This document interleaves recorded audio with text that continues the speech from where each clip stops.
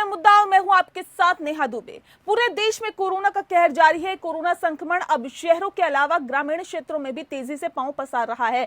बात उत्तराखंड की करें तो मिश्रवाण गांव और नेल्डा गांव को जिला प्रशासन ने कंटेनमेंट जोन घोषित किया है। वहीं पुरोला में कोरोना संक्रमण के मामले लगातार बढ़ते जा रहे हैं। बुधवार को एक साथ 84 लोगों की कोविड जांच रिपोर्ट पॉजिटिव आने पर स्थानीय प्रशासन ने यहां 5 कंटेनमेंट और 1 माइक्रो कंटेनमेंट जोन घोषित कर आवाजाही प्रतिबंधित कर दी। सौंदाड़ी गांव में 23, पोरा में 29, मोलडाड़ी में 18, ढकाणा में 4, शनिका में 5 लोगों की रिपोर्ट पॉजिटिव आई है, जिसके बाद स्थानीय प्रशासन ने इन इलाकों के सभी मार्ग सील कर इन गांवों को कंटेनमेंट जोन घोषित कर दिया है। ग्रामीण क्षेत्रों में कोरोना संक्रमण के मामलों के बाद नगर पालिका क्षेत्र में भी संक्रमण के मामले सामने आए हैं। कोरोना के लगातार बढ़ रहे मामलों से नगर सहित ग्रामीण क्षेत्रों में लोग सहमे हुए हैं। लोगों का कहना है कि सरकार ने कोरोना संक्रमण को लेकर जो गाइडलाइन जारी की है वे पर्याप्त नहीं है। संक्रमण की चेन तोड़ने के लिए कठोर कदम उठाने की जरूरत है और इसके लिए लॉकडाउन लगाना जरूरी है। साथ ही गांव में स्वास्थ्य विभाग की टीम, आशा और आंगनबाड़ी कार्यकर्ताओं को भेजकर टीकाकरण अभियान भी चलाना चाहिए। ग्रामीण क्षेत्रों में सैंपलिंग में तेजी लाने और एंटीजन टेस्ट कराने की जरूरत है। चक्राता, कालसिया और सहिया क्षेत्र में जिन गांवों में संक्रमण के मामले सामने आ रहे हैं वहां बड़े स्तर पर सैंपलिंग की जरूरत है।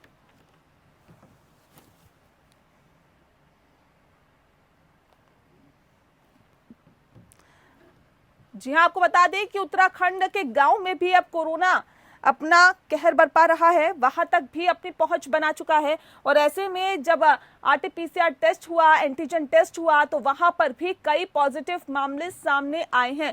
पूरे देश में कोरोना का कहर लगातार जारी है। कोरोना संक्रमण अब अपने शहरों के अलावा ग्रामीण क्षेत्रों में भी तेजी से अपने पांव पसार रहा है।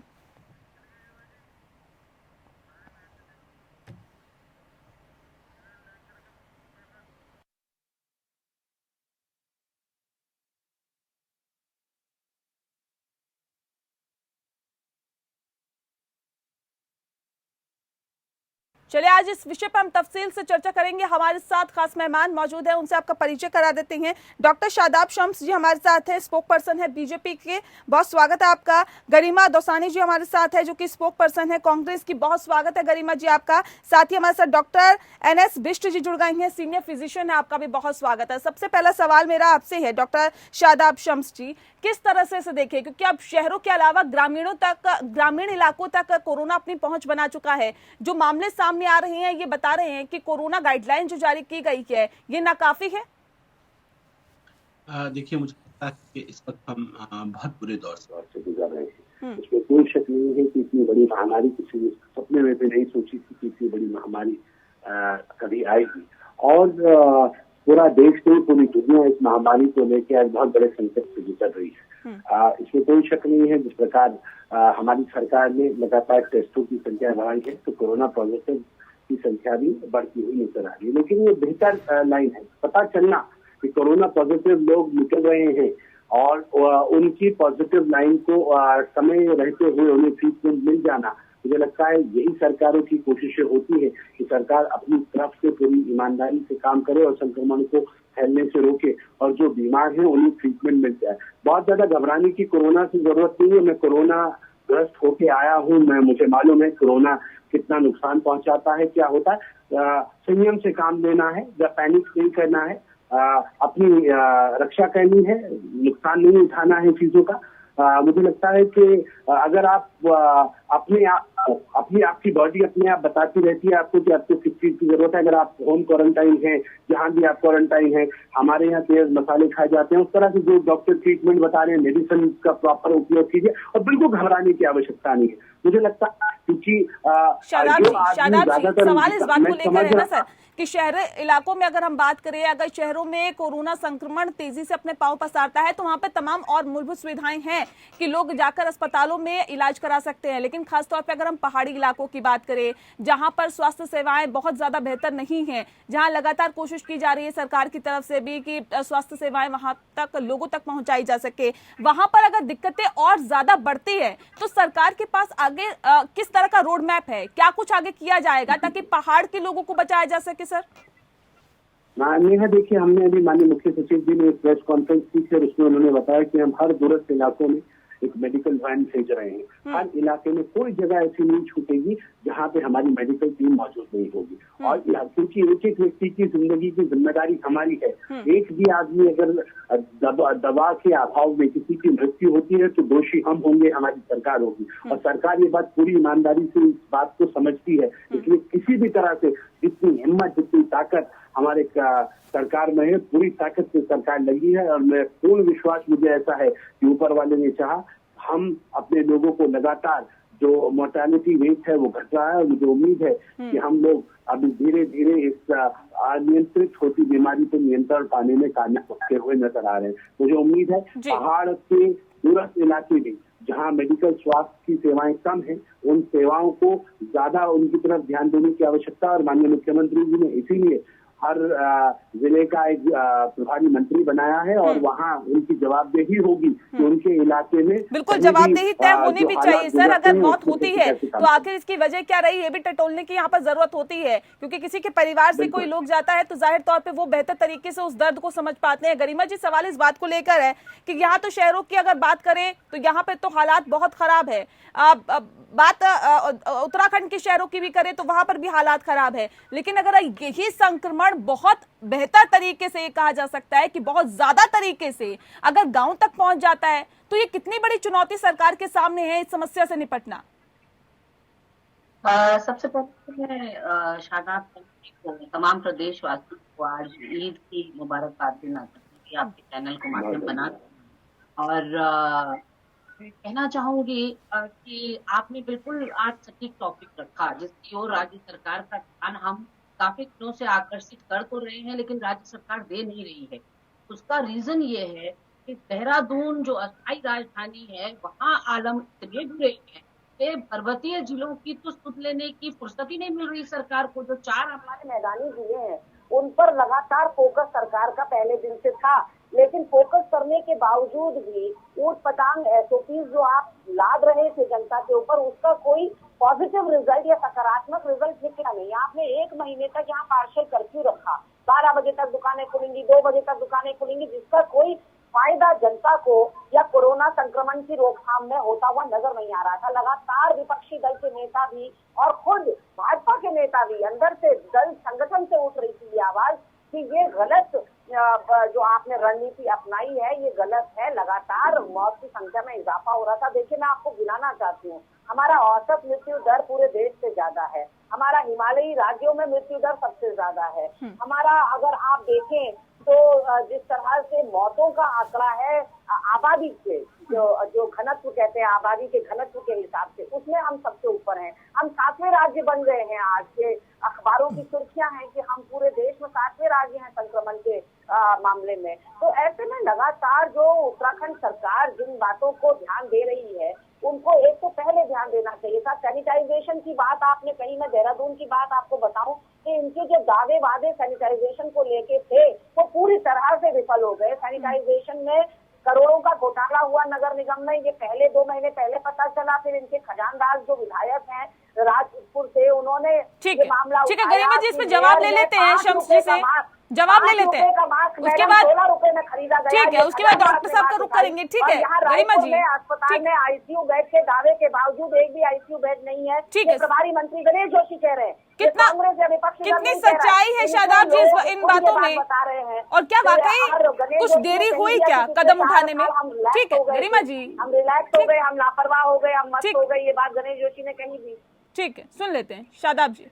गरिमा जी का बहुत बहुत धन्यवाद। उन्होंने इसकी मुबारकबाद दी, मेरी तरफ से भी तमाम प्रदेशवासियों को इसकी बहुत बहुत मुबारकबाद। मैं इतना जरूर कहूंगा कि जो गरिमा जी ने प्रश्न उठाया ये बहुत प्रवक्ता है, लेकिन कांग्रेस को अब झूठ का सहारा नहीं देना चाहिए और पैनिक नहीं फैलाना चाहिए और माफी के साथ इस बात को कह।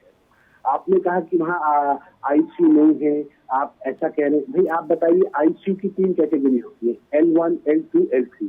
ये L3 कैटेगरी के वहाँ पे 30 बेड्स अवेलेबल है जो HDU कहलाते हैं, हाईली डिफेंसिव यूनिट। समझानी चाहिए, मुझे नहीं समझाइए, मुझे मैं नहीं अब आपको समझा दूं ना, आप बात को फैलाने का काम कांग्रेस के नेता कर रहे हैं, तो विपक्ष को समझाना पड़ेगा ना सत्ता पक्ष गणेश को। जोशी और सीएमओ का वार्तालाप करते हुए वीडियो हमने सुना, शायद आपने नहीं सुना, जिसमें सीएमओ कह रहे हैं कि सर एक भी आईसीयू बेड नहीं है।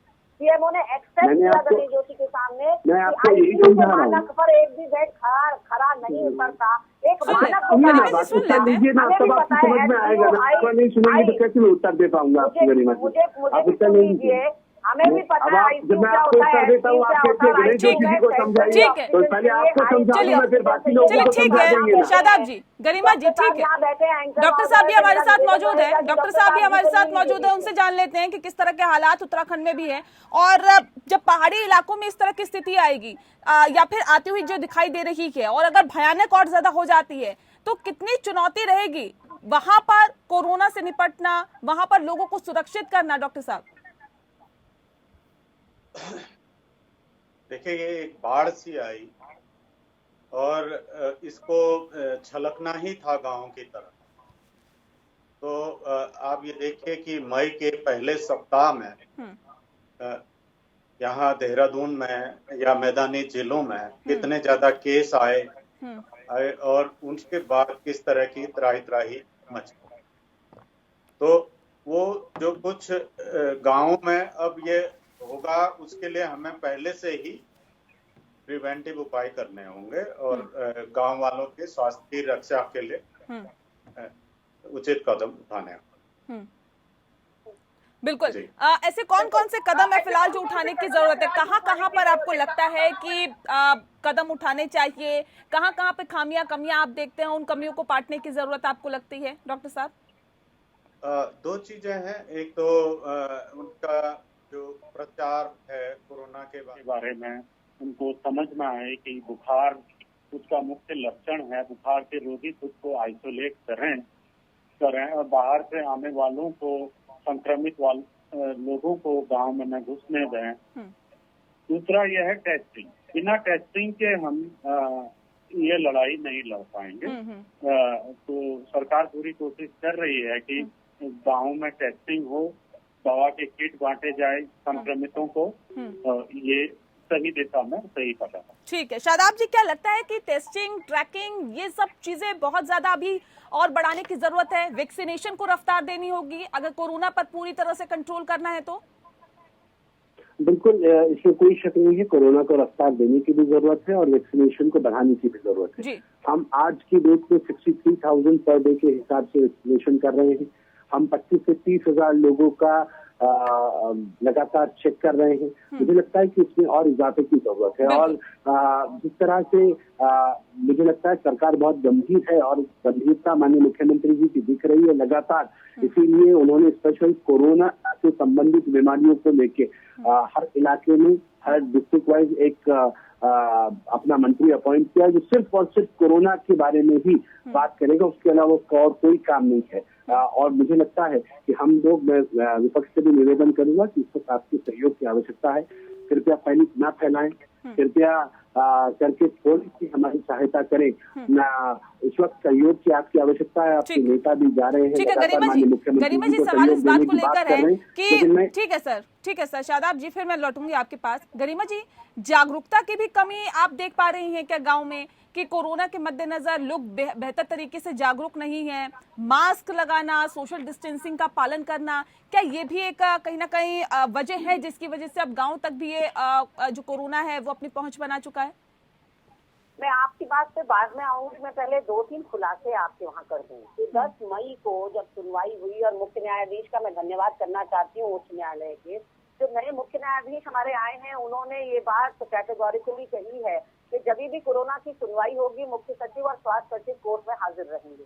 6 घंटे लंबी चली सुनवाई में आप हतप्रभ रह जाएंगी कि स्पेसिफिक क्वेश्चन पूछे गए बेंच की तरफ से कि कितने ऑक्सीजन, कितना वेंटिलेटर और कितने बेड्स अवेलेबल हैं, तो आप जानकर चौंक जाएंगी कि हमारे स्वास्थ्य सचिव ने जवाब दिया पर्याप्त। हर सवाल के जवाब पे सवाल का जवाब था पर्याप्त, यानी कि उन्होंने संख्या पूछी आपके पास वेंटिलेटर कितने हैं, उन्होंने संख्या पूछी टेस्ट लैब कितने हैं, उन्होंने संख्या पूछी कि ऑक्सीजन बेड कितने हैं, सपोर्टेड बेड कितने हैं, तो पर्याप्त जवाब आता है। ये तो हास्यास्पद या ये हमारी नाफरमानी हमारे अधिकारियों की तरफ से की बीजेपी और सरकार के लोग इस बात को कह रहे हैं कि प्रशासन में जो अधिकारी बैठे हैं वो बंदरबांट कर रहे हैं, खूब इस समय उगाही कर रहे हैं और कोई अपने कमरों से बाहर नहीं निकलना चाह रहा। प्रवासी बंधुओं को लेकर मैं आपसे कहना चाहती हूँ कि अभी फिर अनुमान लगाया जा रहा है कि एक बड़ी संख्या में प्रवासी बंधु उत्तराखंड लौटेंगे और लौटने भी लगे हैं, जिनकी जिम्मेदारी ग्राम प्रधानों को एक बार पुनः सौंप दी गई है, पिछली सरकार की तरह, पिछली त्रिवेंद्र रावत सरकार की तरह। ये भी भयावह साबित हुआ था कि हमने बार बार विपक्ष दल ने बार बार, हमारे नेताओं ने बार बार इस बात को कहा कि जो प्रवेश द्वार है वहां पर क्वारंटीन सेंटर्स बनाइए और 14 दिन प्रवासी बंधुओं को पहले वहां काट लेने दीजिए, फिर ग्रामीण इलाकों में भेजिएगा। पिछली बार भी सरकार ने नहीं सुनी, सीधे ग्रामीण इलाकों में भेज दिया और आपने देखा कि क्या हाल हुआ। अब इस बार भी अगर ये यही करेंगे, इन्होंने हाईकोर्ट के सामने, मैडम ये ऑन रिकॉर्ड है, हाईकोर्ट के सामने इन्होंने अपनी असमर्थता त्रिवेंद्र सरकार ने उस वक्त पहली लहर के समय पर जाहिर कर दी थी। देखिए, अब कोरोना के मद्देनजर जाहिर तौर पे राजनीति करने से मैम बचना चाहिए। मैं आपको भी कहूंगी, शादाब जी को भी कहूंगी और तमाम और राजनीतिक पार्टियों को भी कहूंगी, क्योंकि कोरोना जाहिर तौर पर ये किसी पार्टी का विशेष का नहीं है और जाहिर तौर पे इस पर राजनीति करने से बचना चाहिए। असल बात कोरोना की हो रही है। कोरोना के मद्देनजर लगातार जो कदम उठाए जा रहे हैं, क्योंकि गांव तक अब कोरोना अपने पांव को पसार चुका है और जाहिर तौर पे और ज्यादा भयानक ना हो, इसके लिए क्या कुछ कदम उठाए जाने चाहिए, इस पे हम लगातार चर्चा कर रहे हैं। खास मेहमान लगातार हमारे साथ मौजूद है। डॉक्टर बिष्ट, आपसे मैं जानना चाहूंगी कि जो हालात, जो स्थितियां सर बनी हुई है फिलहाल, गांव में स्वास्थ्य विभाग की टीम, आशा वर्कर्स और आंगनबाड़ी कार्यकर्ता को भेजकर टीकाकरण अभियान भी चलाया जा रहा है। कई जगह ये देखने के लिए भी मिल रहा है कि टीकाकरण करवाने के लिए, यानी कि टीका लगाने के लिए, वैक्सीनेशन लेने के लिए लोग नहीं पहुंच रहे हैं। ग्रामीणों में एक अजीब सा भय है, क्या उस भय को भी दूर करने की जरूरत है और क्या वाकई आपको लगता है कि उत्तराखंड के गांव में भी इस तरह की स्थितियां हैं कि लोग वैक्सीनेशन से दूर भाग रहे हैं, टीकाकरण नहीं करवाना चाहते हैं? टीकाकरण के बारे में पहले भी कुछ भ्रांतियां थी जो कि शहरी इलाकों में थी। धीरे धीरे लोगों को अब पता लग रहा है कि जान बचाने का कोरोना की चेन तोड़ने का, इसका प्रसार तोड़ने का एक ही माध्यम है और वो है वैक्सीनेशन। वैक्सीनेशन से ही हम कोरोना की जंग को जीत पाएंगे। तो ग्रामीण लोगों में इस बात को समझाना होगा, इस बात को प्रचार करना होगा कि ये वैक्सीन ही है जो उनके घर तक कोरोना को आने से रोकेगा। अगर कोरोना रुक नहीं पाया तो कम से कम जान बचाने में वैक्सीन बहुत सहायक।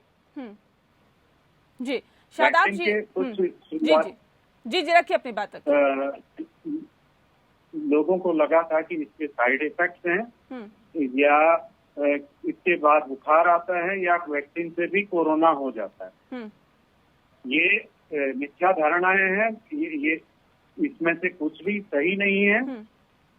वैक्सीन काफी सेफ है और सभी को लगानी चाहिए। यहाँ तक कि अब तो सरकार ने गर्भवती महिलाओं के लिए भी इसे जारी कर दिया है और स्तनपान करने वाली महिलाएं तो इसे प्राथमिकता के आधार पर भी लगा सकते। तो कुल मिलाकर वैक्सीनेशन के बारे में अभी जो उपलब्ध डाटा है उसके प्रति कुछ भी नकारात्मक बात सोचना गलत होगा। वैक्सीन के बारे में सही सोच रखना ही कोरोना के प्रति सकारात्मक। शादाब जी, ये जो भ्रांतियां हैं ये दूर करने की कितनी जरूरत है और जागरूकता लोगों में फैलाने की कितना जरूरत है गांव में खास तौर पर, क्योंकि वैक्सीनेशन को लेकर भी बहुत भ्रांतियां हैं और साफ तौर पर लोग टेस्टिंग भी नहीं कराना चाहते हैं। उनको लगता है कि हल्का सा फीवर ही तो है, ये तो वायरल फीवर है, जैसे कि आम लोगों की मानसिकता होती है। यह बिल्कुल आप ठीक कह रही है। हमने लगातार यही बोला कि आज विपक्ष अपनी संजीदा भूमिका नहीं निभा रहा है, क्योंकि वो लगातार लोगों को डरा रहा है। खासकर अगर ये प्लेन के इलाकों में, मैं जिस समाज से आता हूँ वहाँ इतना पैनिक है, दलित समाज में और अल्पसंख्यक समाज में, वो लोग टेस्ट कराने के लिए तैयार नहीं है, वैक्सीनेशन कराने के लिए तैयार नहीं है। वो लोग कह रहे हैं कि अगर हमने वैक्सीनेशन करा दिया हम नपुंसक हो जाएंगे। कोई कह रहा है ये जनसंख्या कंट्रोल करने के लिए ड्रामा चल रहा है। नेता विपक्ष के नेता अखिलेश यादव कहते हैं मैं कोरोना वैक्सीन नहीं लगाऊंगा। उसके खिलाफ जो विपक्ष को, कांग्रेस को ईमानदारी दिखानी चाहिए कि वो नहीं बोल पाई, यानी कि उन्होंने भी उसमें अपनी मौन सहमति दे दी। हमने कह रहे ऐसे हालात में कम से कम विपक्ष का राजनीति करता है जो बहुत दुर्भाग्यपूर्ण है। आपको सब लोगों को एक एकजुट होकर एक साथ खड़े होकर कहना पड़ेगा वैक्सीनेशन ही एकमात्र विकल्प है। इसी के करीब इसी से हम सब लोग अपना बचाव कर सकते हैं। मुझे लगता है कि आज इस बचाव की जरूरत है और मैं निवेदन करूंगा, बार बार निवेदन कर रहा हूँ कि विपक्ष के तमाम साथियों से कि जो आप कमिटमेंट कर रहे हैं यही तो आपका सहयोग होता है, यही सहयोग तो चाहिए। ये तो बता दीजिए आप सरकार का और क्या, सरकार क्या आपसे पैसा मांग रही है? संक्रमण के चेन को तोड़ने के लिए और ठीक है सर, सभी चीज को सही बताइए, लोगों को जागरूक करने में हमारी सहायता कीजिए, अपने लोगों को, अपने कार्यकर्ताओं को भी कहिए इसमें वैक्सीनेशन में ज्यादा बढ़ चढ़ के पार्टिसिपेट करें। ठीक है गरिमा जी, ठीक है सर। एक आखिरी सवाल मेरा, क्योंकि मैं कार्यक्रम के आखिरी पड़ाव में हूँ। गरिमा जी, इस संक्रमण की चेन को तोड़ने के लिए और क्या कुछ कदम उठाने की जरूरत है? देखिए, व्यक्ति अपने आप को मानसिक तौर पर तैयार कर लेता है। यदि राज्य सरकार चाहती, शुरुआती दौर में मैं बता रही हूँ, संक्रमण की चेन जो है वो जब स्थिति आउट ऑफ कंट्रोल हो जाए या सर के ऊपर पानी बहने लगे तब नहीं किया जाता एक्शन समय रहते लेना होता है, तभी वो राइट एक्शन माना जाता है। आप पूरा मई का महीना निकाल दिया मैडम। आप देखिए 5 अब सरकार चालाकी क्या कर रही है कि किरकिरी ना हो उत्तराखंड की। उत्तराखंड के जो मामले लगातार बढ़ते हुए दिखाई पड़ रहे थे राष्ट्रीय पटल पर, वो कमी आ जाए उसमें। तो सरकार ने होशियारी क्या करी कि 5 मई का आंकड़ा आपको बता रही हूँ मैडम, 46,605 टेस्ट होते हैं प्रदेश में और 10 मई को 26,500 कुछ। क्यों? ये 20-25 हजार का जो घटत है वो क्यों हुई पता है आपको? कि टेस्ट कम करेंगे तो संक्रमित मरीज कम दिखेंगे, फिर रिपोर्ट जो है 8-8, 9-9 दिन में दी जाएगी। शादाब जी, कितनी सच्चाई है इस बात में? देखिए, मुझे लगता है कांग्रेस लगातार इससे घटिया राजनीति कर रही है। कांग्रेस को इससे बाज आना चाहिए। आप ईमानदारी से बताइए, 1 साल की तैयारी देखिए, आपको आईना दिखाने का काम ना करे क्या विपक्ष? 673 थे 1 साल पहले, आज 55 हो गए थे। आईसीयू की संख्या 216 थी, आज 1400 है। अगर आप देखेंगे ऑक्सीजन सिलेंडर 1000 थे, आज 10,000 है। आप देखेंगे एम्बुलेंस की संख्या हमारी 360 से ज्यादा हमारे पास मौजूद है। टेस्टिंग लैब 1 थी, आज हमारे पास 10 सरकारी और 26 प्राइवेट टेस्टिंग लैब्स हैं। 18 लाख लोगों को हम वैक्सीनेट कर चुके हैं। हम लगातार पूरी ईमानदारी के साथ कोशिश कर रहे हैं, लेकिन कमाल की बात यह है कांग्रेस ने एक बात, उत्तराखंड पहला प्रदेश है जिसने कहा कि मैं उत्तर प्रदेश के लोगों को मुफ्त इलाज दूंगा। बता दीजिए कांग्रेस के नेता ने इसकी तारीफ की हो?